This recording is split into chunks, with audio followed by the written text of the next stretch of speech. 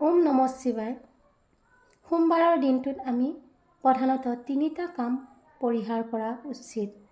জ্যোতিষশাস্ত্ৰ অনুসৰি সোমবাৰৰ দিনটোত প্ৰধানতঃ এই 3টা কাম কৰিব নালাগে, নহ'লে ভগৱান শিৱ বিতুষ্ট হয়। পোনপ্ৰথমে সোমবাৰ যিহেতু শিৱ ভগৱানৰ প্ৰিয় বাৰ, গতিকে আমি বহুত মানুহে শিৱ পূজা কৰোঁ।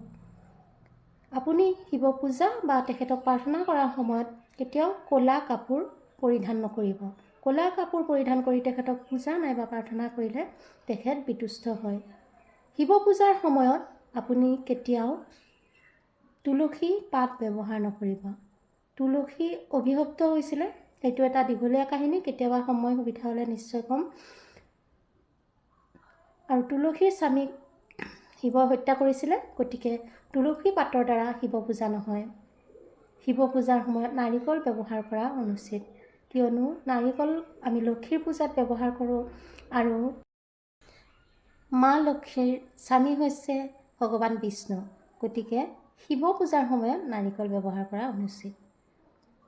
যদিহে আপুনি এই তথ্যকেইটিৰ পৰা অলপ হ'লেও লাভ হোৱা বুলি ভাবিলে, তেনেহ'লে ওম নম শিৱায় বুলি কমেণ্ট এটা কৰিবলৈ নাপাহৰিব। Thank U.